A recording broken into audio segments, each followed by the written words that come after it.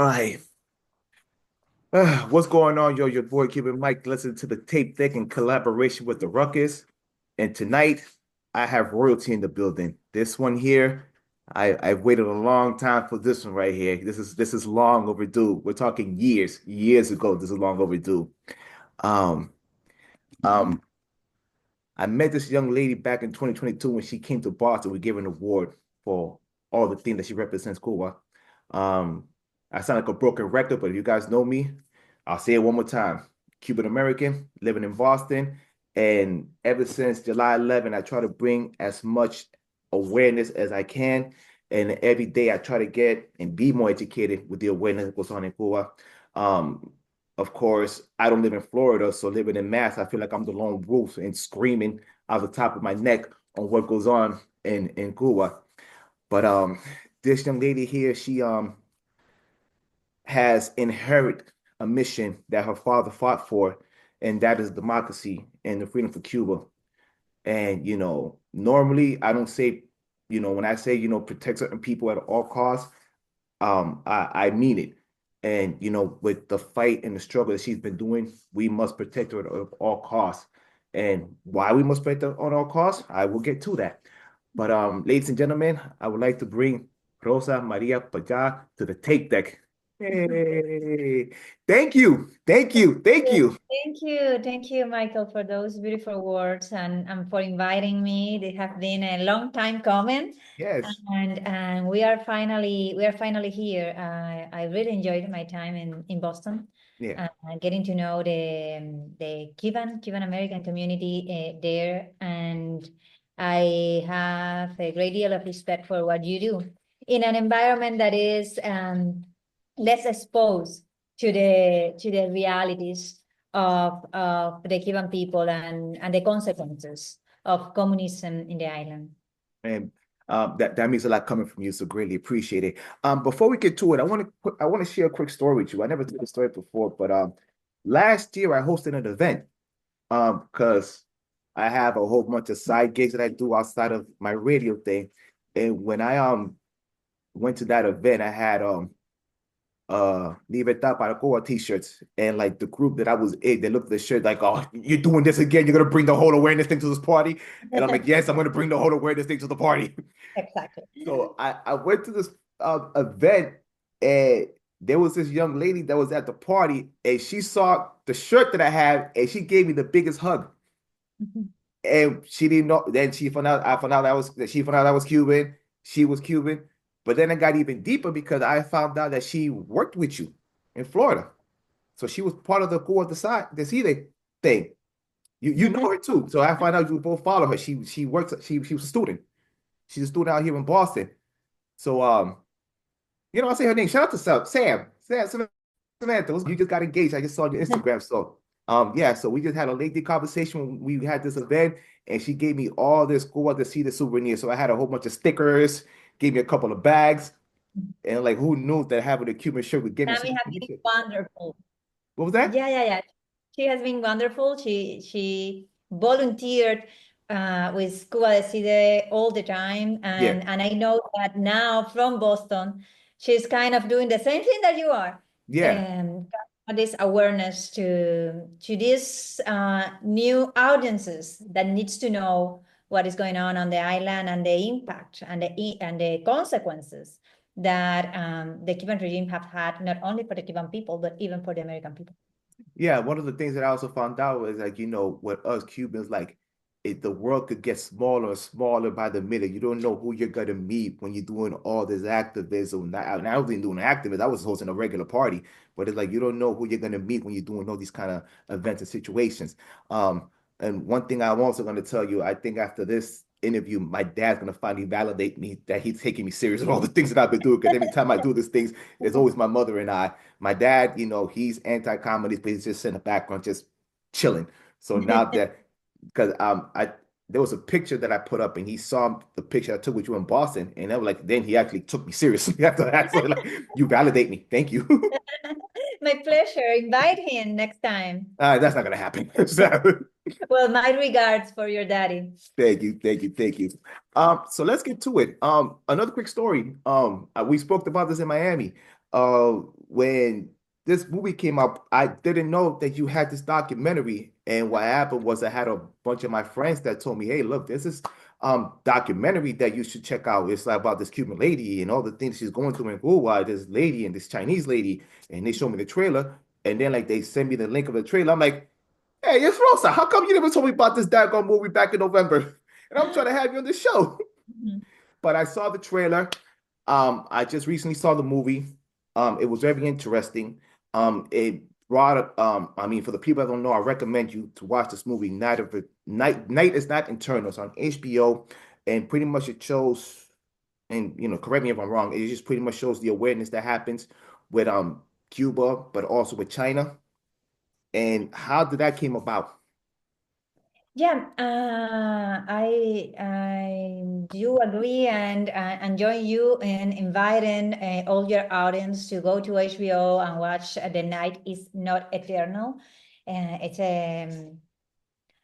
It's a documentary that narrates the Cuban story and the Cubans' struggle through the lens of my life and the struggle of my family during the last 7, 8 years. It also tells a story of the filmmaker Namfu Wan. Mhm. I should begin by saying that this is her documentary and her view of the Cuban struggle. All that we did, and I say we because she also followed the work of Cuba Decide, our team, some family members, some very dear friends that today are in jail because the crime of speaking their minds in Cuba. Mhm. And she found a lot of similarities between what is going on in Cuba and what she experienced in communist China during her childhood and also during the rest of her life. And she was discovering these similarities during the process of making the documentary, but at the beginning it came as a surprise. We met in a human rights film festival. She's a very talented, a very gifted filmmaker. She have won several awards, and through the conversation, we both start to discover that we have similar experiences in our childhood with censorship, with repression, with the whole experience of being children in totalitarian states, even when our cultures are very different. She tells, of course, her views, her interpretations and conclusions about our work, and at the same time, it is a film that I believe shows a portion of the Cuban reality that is very rarely told to the American public. What it means to be a dissident in Cuba. How is your life being a dissident in Cuba? How every second of your life someone is following you, how every minute could be the minute in which they detain you and disappeared you, how your friends, your family, the people in the church, if you go to church, everybody's aware of that situation, and how the whole state is conspiring to isolate you as a person, as a family, um, as a friend. It also tells the story of my father that dedicated his life to the cause of freedom, and I want to be more specific on this because I know it sounds poetic, and it is, but it is also a very radical commitment. when you are a Cuban citizen living in Cuba. My father dedicated his life to trying to change the reality for the better for their friends, their family members, their fellow Cubans, the people that he knew, and the people that he didn't know, but that were experiencing the same repression, the same misery, and he did it by non-violent means, and he did it peacefully, but he did it in a very radical way. He studied the system, and he tried to use the system against the system. He used even that communist-owned that communist law that was against rights, that does not have the consent of the people, but is ruling. He used that law to try to guarantee human rights, to try to change the law using the system and guaranteeing human rights. And the most important part of the whole strategy was that he did it together with hundreds, with tens of thousands of other citizens, giving to the Cuban people the possibility to claim the responsibility for their own life and to claim the power to change the society as all of us should have, and as all of us more or less have in democracies. That was the Varela Project, was an initiative of law to change the Cuban system and to transform it into a democracy. And the reaction of the regime was repression, was violating their own law to make the system eternal, and ultimately killing my father. That story is told on the documentary. And in a second portion of the documentary, it shows also what it means to be forced to exile, and what has been the struggle of exiles in the States and beyond, and around the globe. At the beginning of this conversation, you told me, I realized that you can encounter a Cuban at any moment. Yes, yes. You just met Sammy by chance. That chance is not that coincidental. Yeah, That chance is the circumstances that we have been forced to because of the repression the of COVID. repression. And all of those elements are there. It also shows I would say those things that are not well understood or well explained from the Cuban position, and how that and the Cubans' aspirations for democracy, and how that interacts with nowadays politics, and it shows great differences between my position and the vision of the filmmaker. Yeah, And that's okay, because the society that we are aspiring to is a society in which everybody can speak their minds. So I believe it's going to be very interesting for your friends and for the American audience in general. yeah, And it not only shows my family, the Cuba the movement, a story and a struggle, and through it, the Cuban citizenry struggle, but also shows, I believe, a very deep, but at the same time basic reality. And that reality is that it's just the same human struggle for freedom everywhere. And through that struggle, we are connected. And I believe that through that realization, others can understand that we Cubans, we also are worthy of solidarity and support on that struggle. 100%. Very, very deep, 100%. There are certain parts of the movie that I want to talk about without spoiling the film. And when I saw certain scenes of the movie, again, I want to spoil it, but the the blue car scene, the blue car, Mm-hmm. where that happened, yeah. Um, that scene, it kind of shook me up because it was, it was a situation that was very concerning, and I can't help but think what was like, what was that situation like, and did did you had to see that as a kid when your father had to go against that system also? Was it like a weird deja vu kind of situation?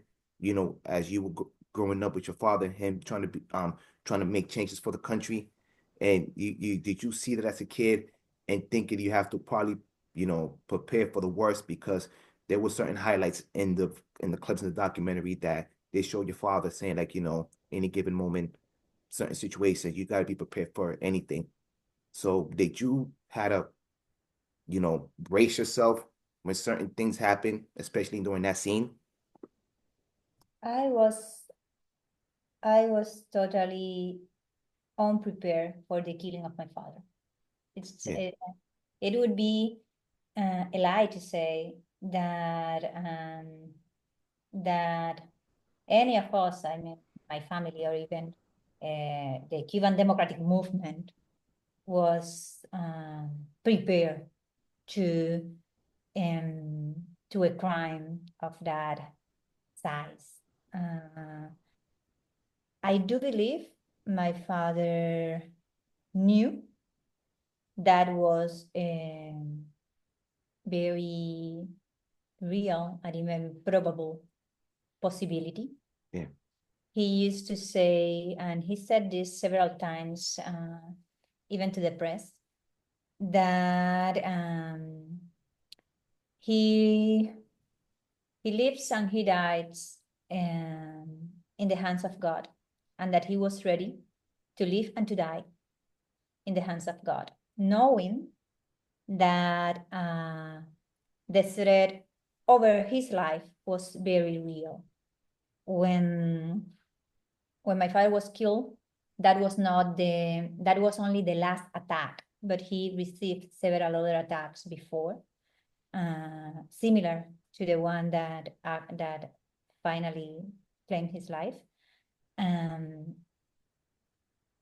and when and after that, the following of the secret police and the persecution of the secret police turned against us. And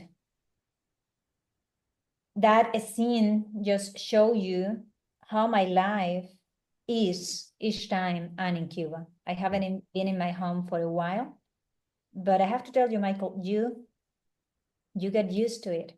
And that's a very twisted thing to say, and even twister to yeah, experience, but that's reality. You get used to being followed. You get used to um to the uncertainty of that they can detain you or not at any point.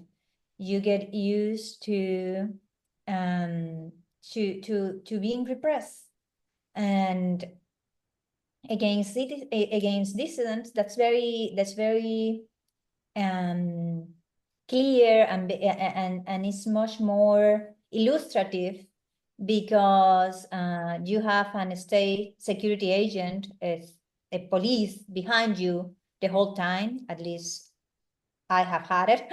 yeah, But that's if you make a zoom out, you realize that that's actually an illustration of the situation of this whole society. Everybody in Cuba is subject of persecution. mhm, Everybody in Cuba is being repressed. Some of us deal with that in trying to change that reality, and we pay the consequence for doing it.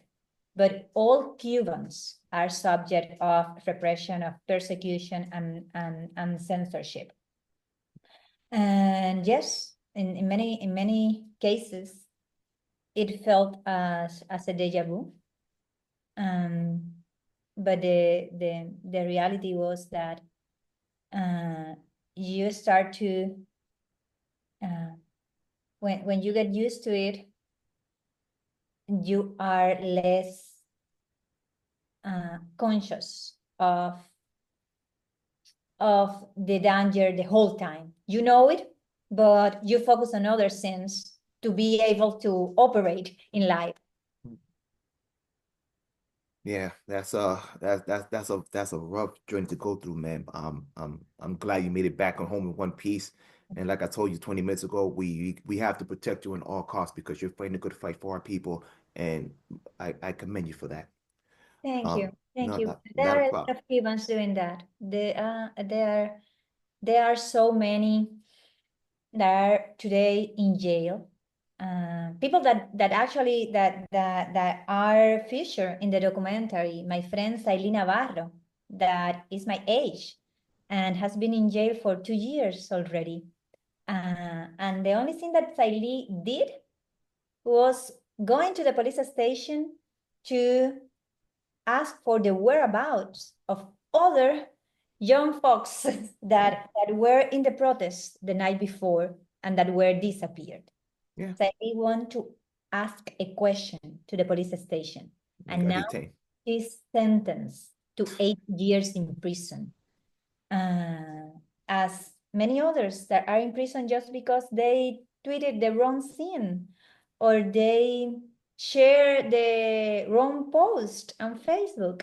Is the repression is getting increasingly aggressive.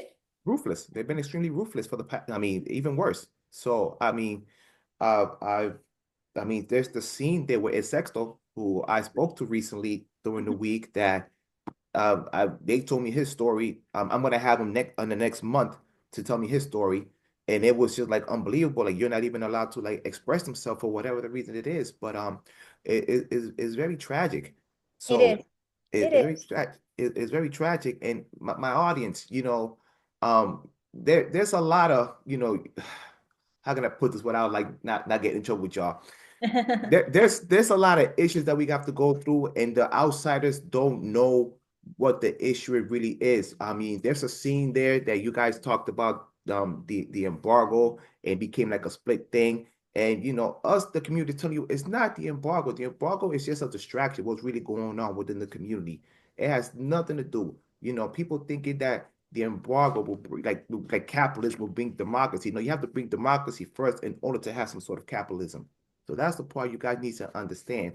And also understand because I had I had my mother on the show last year, and actually I did a reverse deal. One of my friends was interviewing her, and he was once my mom like bared her, so that was like the first time I was able to get people to tell her story. Like he was able to apologize because he told a story that he went to. Where was he? He was coming from, I think it was Dominican Republic, but he had a Che Guevara shirt. And once he had the Che Guevara shirt, like the people at the airport stopped him because they thought he was a communist. And that was during 9/11 when things got really intense here in this country. And Mhm. once he got in contact of meeting a whole lot of Cubans and meeting the stories, because he became a journalist, the first thing he did was like apologize to my mother because he didn't know. But he was like, it was in college, and that was 20 years ago. And my mom was like, look, I understand, I get it, because people that don't know, they tend to romanticize what they don't know.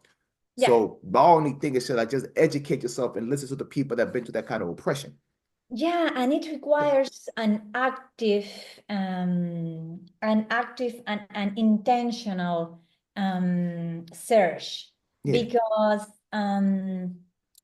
the propaganda machinery of the Cuban regime, the propaganda machinery of the radical left that knowingly or not have been excusing the crimes of the of communist Cuba yeah, for decades. that Gates. That propaganda machinery is huge, and the amount of misunderstandings, the amount of fake news Yeah.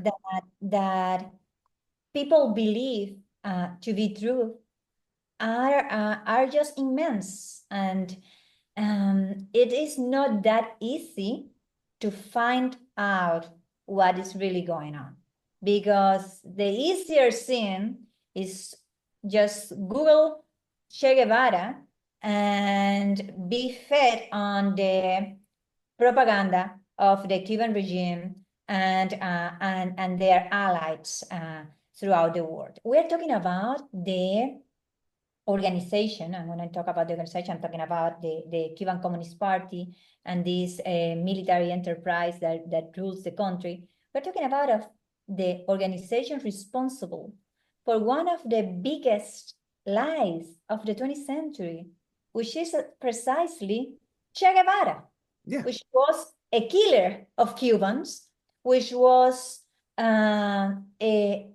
radically against the universality of human rights, that was a racist, a homophobe, that was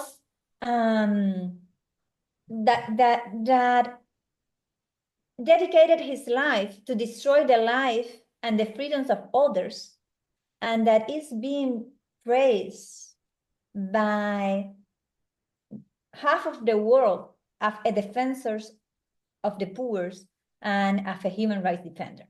The You know, it's, responsibles for that lie are the guys in Havana. So they're very good on propaganda, and that propaganda has spread around the world, and especially in the US. And that propaganda is linked to the propaganda about the embargo, and is linked to the propaganda that make a cartoon of the story of the Cuban exiles in this country. And it's linked to so many lies that I understand that it's not easy, it's not a spontaneous thing to believe what it's happened to be reality in Cuba. So we also have to be intentional. We also have to be even aggressive about spreading the word and raising awareness. And I know you are, so I'm preaching to the choir here. hey, greatly appreciate it, greatly appreciate it. But it's ironic that, especially with the left, they preach they want to be anti-racist, pro-LGBTQ, and then those guys that are like in the far left, they idolize a guy that was anti that. He was pro-racist and he hated anybody that was gay. So that's the part I find the irony of it. And what I always tell people we're dealing with two types of ignorance. We have the people that are ignorant and that are really not in the know of what's going on. And that's the part I don't mind educating them, because if you don't know, I don't mind teaching you. And then you got the people that are ignorant and they just don't care. And that's the bigger fight that I'm dealing with right now, because the people that don't care, ironically enough, we'll talk about that part later behind the scenes. I'm dealing with a lot out here, and there's people in the higher ups that really trying to like block our movement. And I will tell you about this later on, because you might want to be informed of what's going on here in Massachusetts, because we're dealing with a lot, and it's not even funny the way they're trying to like support the people in the island. It's pretty Yeah. sickening. It's a lot. It's Yeah, a lot. I'm not surprised. I have to tell you, I believe that a lot of it is ignorance, and and it is ignorance because regardless of what your politics is, regardless of what your position is in the political spectrum, you should believe in human rights. You should believe in democracy, or you are just on the authoritarian side. Yeah, very In that 100%. sense, it's black and white. So and it's very clear in what side the Cuban regime is. Yeah. So regardless of how left or right you are in the political spectrum, you should be against a totalitarian state and a totalitarian way to deal with society, and that's what the Cuban regime is. That's what the Cuban regime is. The other face of this coin is that sadly, that totalitarian regime have used some arguments that could be real, that could be valid for some people.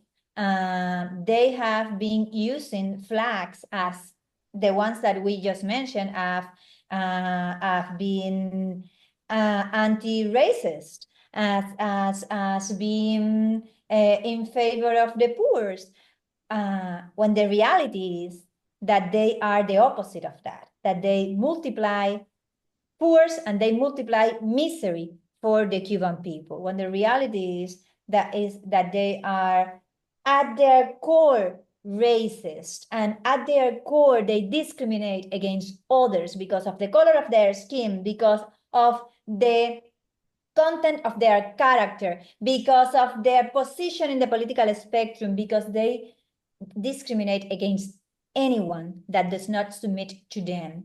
And the fight against that kind of regime and that kind of people should be universal.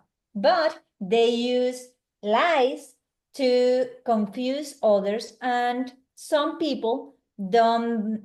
Some people prefer to believe the lie, even knowing that it's a lie, because they can use the symbol.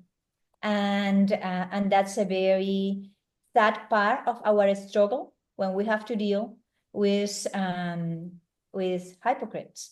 Yeah, 100%. Um, one of the things that I did want to touch in the movie because they actually hit home. Um, you know, it's no secret with the Cuban community, we vote a certain way. But now with this election that just passed, like I had people that are non-Cuban, they looked at me like I was like the representation of like, the whole Cuban community. And they were like, I don't get it. Why do Cubans like vote a certain way? Why do y'all keep going Republican, Republican, Republican? And I think with the scene, there was a scene there with yourself and Trump, and I won't get into detail because I want to spoil it, but there was like a scene there that was like a little bit interesting.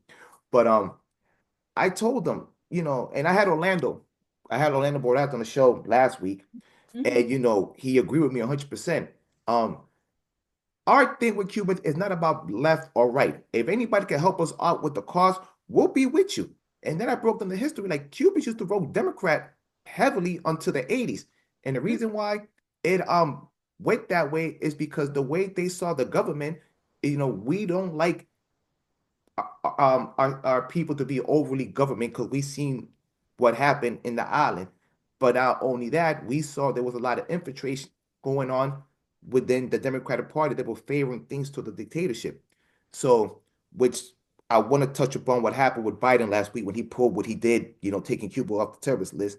But um, you know, we vote a certain way because we want less government, but not only that, we always feel as though like the Democratic Party, we don't think that they're communists, but they let people that have like a communist ideology infiltrate their party, and they even though there's probably more good and bad, they let the bad people take over and let them like not only infiltrate, spread like lies on what goes on within the island. So my I mean, again, it's not about left or right. It's like we need this help because I went there on July 26th, 3 years ago with my mother, and we plead out, help from the Biden administration, and they left us dead and dead and dry. They didn't do anything for us. So my thing is this, like, if we could get the ally that we need to help us out with this cause, then we'll we'll we'll rock with you. We'll vote the way you want us to, and we'll be your ally. But there's no way to get around it. The Democratic Party just been messing the Cuban community. They've been very I mean, there's no way to get around it. They've been disrespectful. I mean, if the last week Biden took Cuba off the terrorist list, and now this week Trump put him back in. So it's just been like a weird, like a seesaw up and down kind of thing. But that's been that was one of the things within the film that I saw that was very interesting. I say at best, but That, it was good. and that portion, it's very led by the vision of the filmmaker. Um, I believe that Cubans, even Cuban in the exile, they are very diverse. Yeah, But, 100%. but the most part of us, we have a priority, and it's freedom for Cuba. Yes. And it is the well-being of the Cuban people. And we know after 65 years of communist dictatorship, that is not by helping the dictatorship that you help the Cuban people. And I think that explains a great deal of the shift in the voting behavior Yeah. of the Cuban exile community. What happened a week ago when President Biden took the decision of removing the Cuban regime from the list of states sponsors of terrorism is just unjustified in the eyes of anyone that has eyes. The Cuban regime has been supporting the invasion of Russia in Ukraine, even facilitating the sending of Cubans to the front in Ukraine, serving in the Russian army. There are at least 5,000 Cubans in the front in Ukraine as we speak. The Russian Federation have been designated a terrorist state by the Council of Europe. The Cuban regime have been supporting Iran forever. Yes. A year and a half ago, Diaz-Canel, which is the puppet of the Cuban military, of the Cuban regime that poses as president of the government in Cuba, he has been in Tehran calling for a global coalition against United States. The Cuban regime have been supporting and giving sanctuary to terrorists around the world on Cuban national territory. The last of them are the leaders of a terrorist organization called ELN, which is National Liberation Army, which is a Colombian terrorist group that is responsible for the last greatest attack in Bogota, in Colombia, responsible for the killing of dozens of Colombians in 1 minute in January of 2019. The leaders of that terrorist group live in Havana. The Colombian authorities several times asked for extradition, and the Cuban regime refused to give them to the Colombian authorities. So there are even American terrorists living in Cuba that fled the U.S. And the U.S. justice, and they found sanctuary in Cuba, and they still live in Cuba. There are criminals that own money to this country, and they are living in Cuba. So the Cuban regime checks all the requirements, technical requirements, to be on that list. But even worse than that, the Cuban regime applies state terrorism against the Cuban people in a daily basis. So there was not a single reason to remove Cuba from that list. Even worse, there was not a single reason to remove the restrictions over the Cuban military and allow them to access credits and funds and opportunities in the international financial system, when all those opportunities just gonna increase their capacity to impoverish the Cuban people, because that's what they have been doing for the last 60 years. They have been extracting the resources and the value of the work of the Cuban people and putting that value on their pockets. Actually, 3 weeks ago, the New Herald broke the news that they discover, and they have the bank statements of bank accounts, foreign bank accounts owned by the Cuban military, that are at least $4.5 billion in war. Oh God.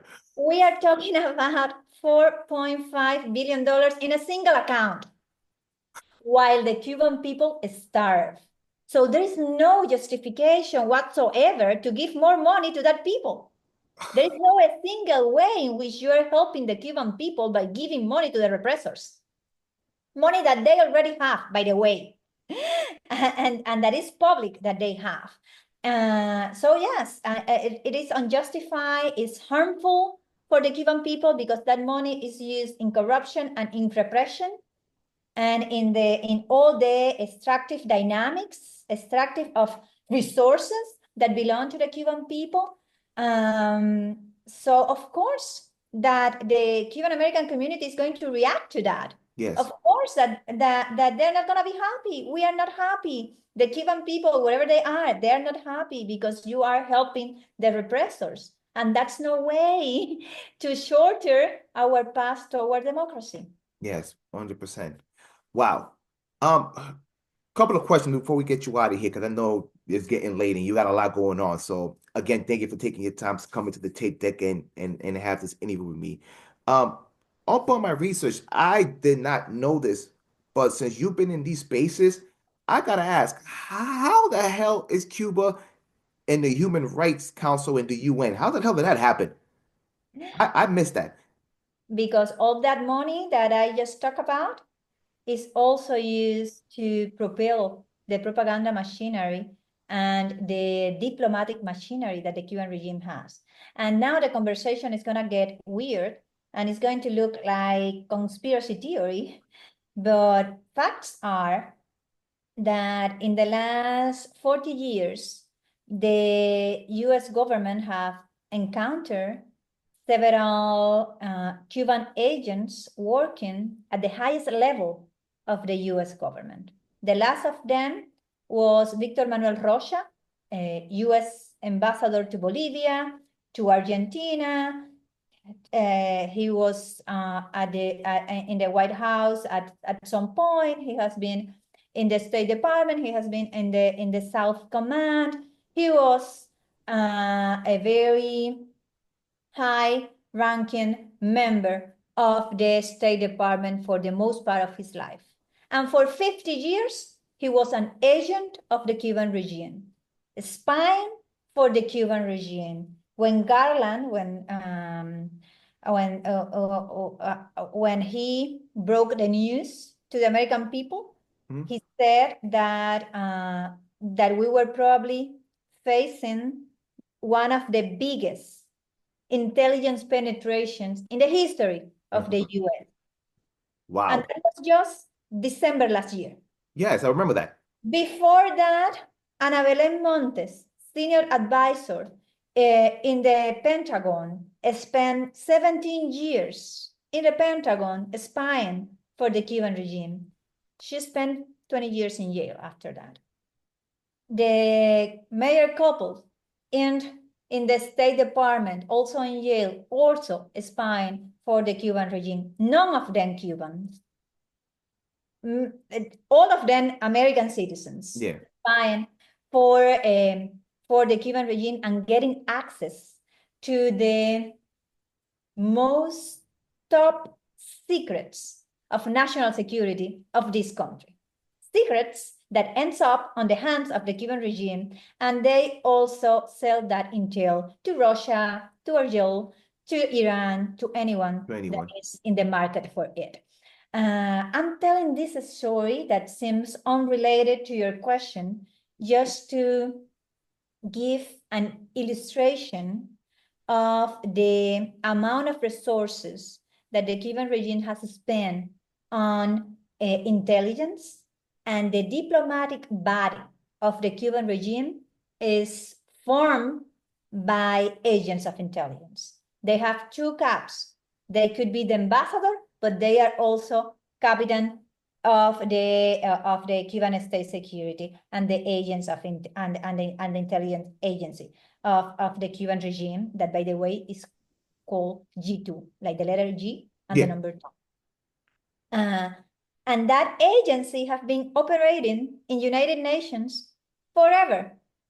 Actually, the Cuban regime at some point was training the Chinese diplomats, just to give you an idea. Shocker. What a shocker. Exactly, in United Nations. They are not only on the Human Rights Council, they have been there for 5 consecutive periods. I have been shut down in that room, in the Human Rights Council in Geneva. I have been there testifying, and the Cuban regime ambassador has stopped me in the middle of the room and asked for my removal of the room. And when the Cuban ambassador finished his lines, then the Venezuelan, the Russian, the Pakistani stood up to back up what the Cuban ambassador was saying. Of course. What I'm trying to say here is that the work that they have done on propaganda have been equally done on intelligence penetration and diplomacy.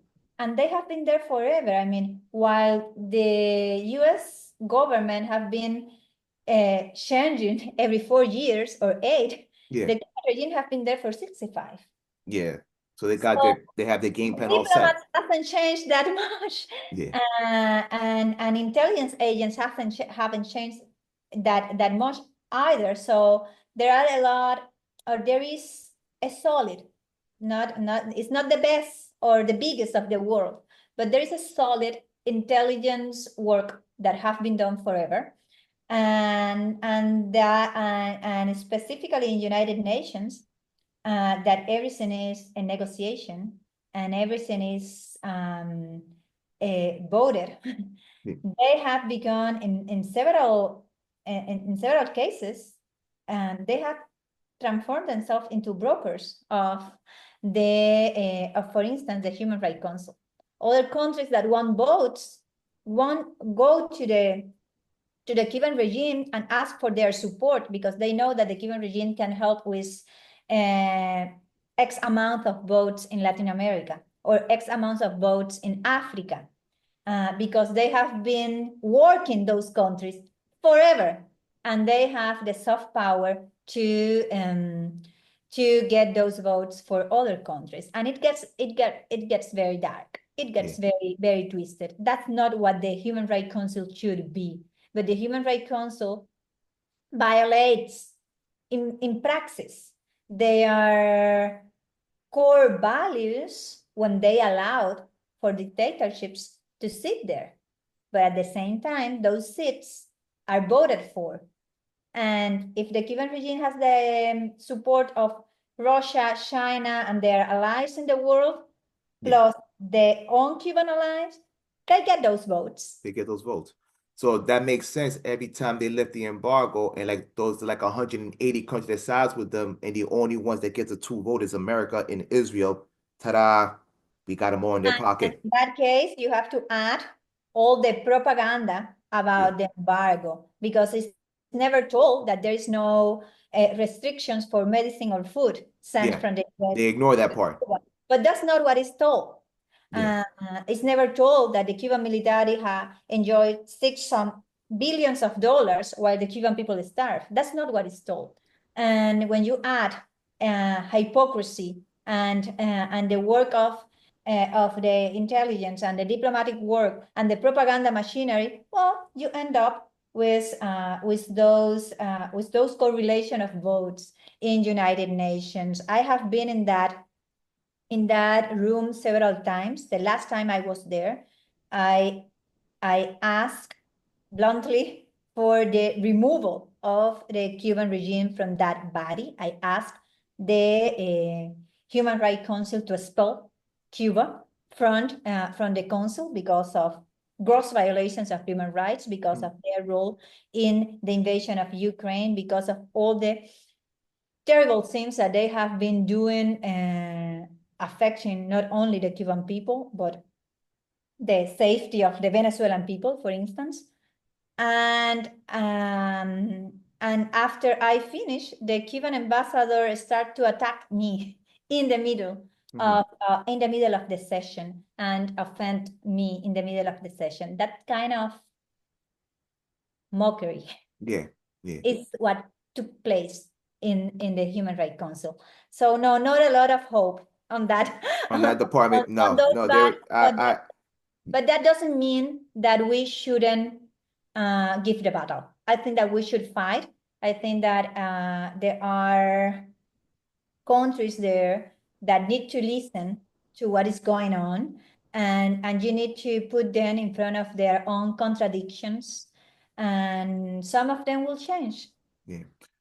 One of the things in the film that stuck out also, there was something you mentioned that, you've been frustrated but not discouraged. Um, I asked this, with the uprising that happened last year with Bangladesh and Syria. I mean, how much can the dictatorship go on in Cuba? It's a two-part question. How long the dictatorship could go on, and do you see any real progress of a free Cuba? Oh, I see a lot of progress. Uh, uh, the Cuban people have been protesting in the streets for more than 3 years now. And of course, everybody knows about the July 11 protest in Cuba and how massive and how nationwide spread it was. But reality is that on December, there were a human rights organization registered at least 791 protests on the island that nobody talks about. Yeah, I And, didn't even know. I didn't even know about the one in December. So look at that. and November, it was almost 800. Yeah, And October, a similar number. The Cuban people, we are convinced that the way out of the crisis is to get rid of the dictatorship. yeah, We know that, and we're fighting for it. And we're fighting in a very clear way. It's unequivocal. You have heard the people chanting in the streets, down with the dictatorship, change of the system, yeah, systemic change. That's what the people is asking for. Since Cuba decided, we have a path to make that a reality in an organized way, in a peaceful way. But to the second part of your question, that's not enough. It's not enough that we are prepared to make the transition, that we have a way to do that transition that includes all Cubans, because we all have the right to decide the future of our country. By the way, all the Cubans in the exile too. But at the end of the day, that's not enough. At the end yeah, of the day, dictatorships only break under pressure. And that pressure is citizen mobilization, is what's going on in the streets in Cuba, and something that I believe will increase. But that national pressure needs to be encountered with international pressure. You talk about Syria and Bangladesh. The reality is maybe we have maybe Bangladesh is gonna change that the statistics, but the reality is that in the last 18 years, we haven't had a single case of a transition to democracy in the world. We have had several cases in which democratic countries involved into illiberal states or even dictatorships, as it is the case in Venezuela, as it is the case in Nicaragua in the last 18 years, but non-transition to democracies. And I believe that one of the reasons behind that is because democracies are not getting serious about supporting democratic transitions. And these regimes, these authoritarian regimes, are well connected, are backing each other. Venezuelan regime backs the Cuban regime. I have lived that in Geneva, in the Human Rights Council. mm-hmm. I have lived how the Russian Federation support the Cuban regime, and the Chinese ambassador backing up, and the Pakistani one and the Venezuelan one. I have seen that playing in real life in front of my eyes, but Yeah, that's something that happened all the time, sending them weapons or oil or persons to fight a war. That happens every day. Yeah. Democracies are not that well organized, are not that ready to back up democratic movements in our countries, and that has to change. And we have seen how that support and that pressure actually works. We saw that in South Africa. The world got together to support the apartheid, Yeah. the anti-apartheid movement in Yeah. South Africa. And It worked. they were successful. It worked. Yeah, It it worked. worked. But they were not helping the apartheid regime. They were isolating that regime. They were Yeah. putting pressure over that regime. And it worked because it combined the national internal pressure with the international pressure. Yeah, It international. wouldn't have happened without Mandela and the bravery of the South African people, but it requires also the support of the international community, as it was the case in Chile, as it was the case in several countries in Eastern and Central Europe. Well, we Cubans, we haven't had that. Yeah. We hope we are gonna have that. I think that the regime hasn't been as vulnerable as it is right now in decades. The Cuban people want a change. We have a way, we have a plan to make that change possible. We need the support of the international community, and that's why what President Trump did the first minute he took possession of the Oval Office is that significant, because the Cuban regime belonged to that list. Because what we need to do is to increase the pressure over the repressors, not to help them. And I hope that the democracies, especially in the West, but around the globe, emulate that action and start supporting the Cuban people in our democratic aspirations, because that's what we need. We don't need anyone solving the problem for us. We just need some coherency from the international community. And that was what happened the first day of this administration. I look forward to more of these steps, and I hope that democracies around the globe will align in this supporting of our fight for freedom. Well, I also believe with Marco Rubio on his side, I think that'll play a big part with bringing awareness and finally take that dictatorship down. So having him on his side could be very helpful for us and our cause and our movement. So I'm very optimistic in that department. Um, well, we're almost getting out of here, so I'm sorry if I tortured you for a while. We're almost out of here. I got two more questions for you. Okay. Venezuela, Mhm. do you think they could finally get crumbled down with Maduro? Do you think that they have a chance of getting him out of here, or are they going to be in the same department as us? Totally. I believe that the window of opportunities is still open. I believe that the Venezuelan people have been incredibly brave. Maria Corina Machado has been an extraordinary leader of this Yes. process. And I think they have done everything right. I believe that Maduro needs to feel also the consequences of his actions. And I think that the international community should increase pressure too. And in this moment, that should be enough to change things in Venezuela. I trust that would be enough. We need the willing of those in the position of cutting the oxygen for Maduro and for the military in Venezuela. That, by the way, the counterintelligence, the people that is in charge of surveillance of the Venezuelan military, is the Cuban G2. Are Cubans, are part of the Cuban intelligence apparatus of the Cuban intelligence agency, and they have been in charge. And this is, by the way, this is not my say. This is the say of the United Nations fact-checking Look at that. mission.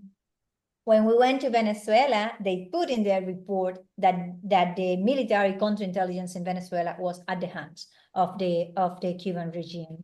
So even people that The is not irony. exactly The that irony. is not exactly in the right side of history, because of all these influences, have been saying that this is a reality in Venezuela. So yes, I have a lot of hopes for Venezuela. I think it requires bravery from the international community, also from the United States. I think that there are a lot of steps that can be taken to restrict access to resources for Maduro, and to make him to submit to the will of the people that have been very clear they want to change. They want Mundo Gonzalez as president, and I'm hoping that that's what is going to happen. And I believe also that helping the Cuban people to make that transition will ease a lot of problems in the Americas. We wouldn't be talking about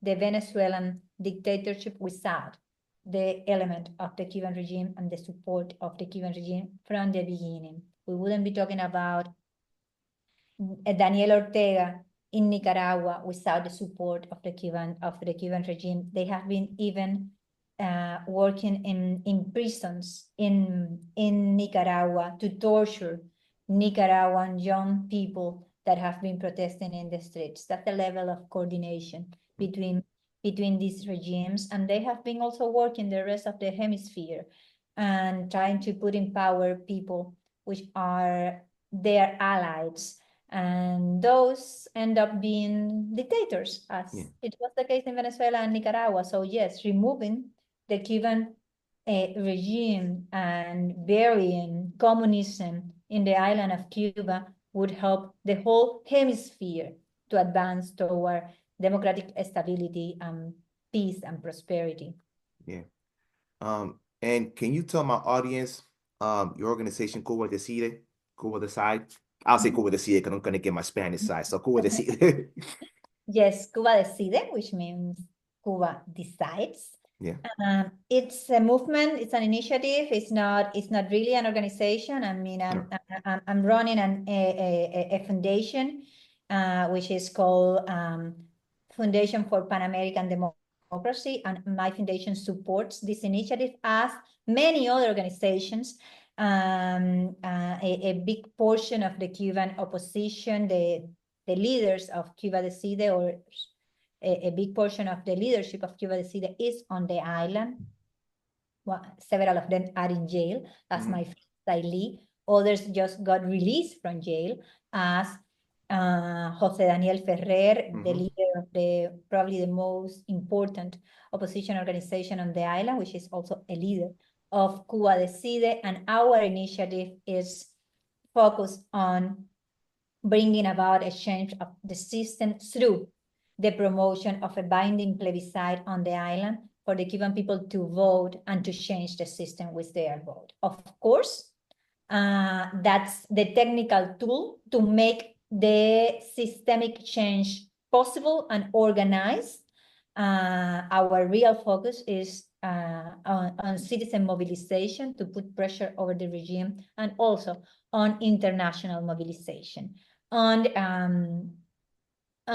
trying to move the hearts and the wills of the democracies of the world, including United States, for them to take the right steps to support the Cuban people in our fight for freedom. As we spoke previously, we need both sides. We need international pressure and we need internal pressure. And that's what Cuba Decide is about, mobilizing all the possible forces to force the Cuban regime to submit to the will of the people, to force them to give way to the Cuban people, and to live, at the end of the day, but because that's the desire of our society, that's the desire of the Cuban citizens, and because that's the right thing to do. Thank you. Um, what's up next? What's up next for Rosa Paya? Well, and I'm I'm personally hopeful and inspired by some leaders of Cuba Decide that just got released from jail. Um, I have seen how our movement grows in within Cuba, but also internationally. Also, within the exile community, and I truly believe that this is the moment to push, and that's what we're doing. And I would love that anyone that is listening to this to know that they could be part of this movement. You don't need to be a Cuban to be part of Cuba Decide. You only need to be in favor of freedom and solidarity with the Cuban people. There are a lot of things that need to happen before we can generate the right amount of pressure to force the criminals in power to submit to the will of the people. One of them is awareness. You are doing it, but your friends and the audience of this show can also help us. We need to move governments to do things, and in democracies, we do that by citizen action, by asking your representative, asking your president to do so and so. For instance, to restrict the Cuban military for accessing the international financial system. That's something that can be done from the US, from the European Union. So you can help us. You can just follow us in our social media, which is Cuba Decide, in all platforms, or enter our website, which is cubadecide.org, and become a volunteer and help us in this fight that could sound like a very Cuban sin, but it's a very universal sin, and it has had profound impact in the rest of our hemisphere, including the US. So you could be part of this movement, and you're invited to do so. Well, I got a whole bunch of stickers, so I know I'll be part of the movement. I got stickers and bags, so I feel them I'm part of the movement already. So You are,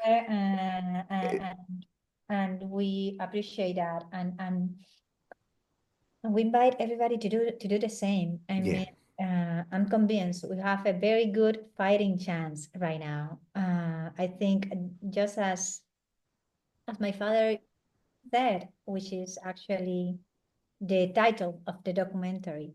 yeah. My father was convinced that the night will not be eternal, and we have to do our best to end that night. And final question: do you have fun tonight? Do you have fun to the tape deck today? Tonight? Do you enjoy yourself? It was a joy. Thank you so much. Thank you Hey, so much for inviting me. Thank you so much for everything you do. Thanks for raising awareness. Thanks for never forgetting Cuba and your Cuban people. I know that it's a family thing. So thank you to you, to your mom, to your whole family. And I think that you are a very clear illustration of the Cuban families. We haven't forget. We're not going to forget, and we're going to fight till the end. And the end is freedom. to Cannot the be end. otherwise. And that's what it is, guys. It's your boy, Keep It Mike. You're listening to the Ruckus podcast in collaboration with the Tape Deck 102.9. You can catch me every Friday from 6 to 7. And, it will not stop until we see a free Cuba, y'all. Catch us for the next episode. Peace. Thank you. Uh, oh.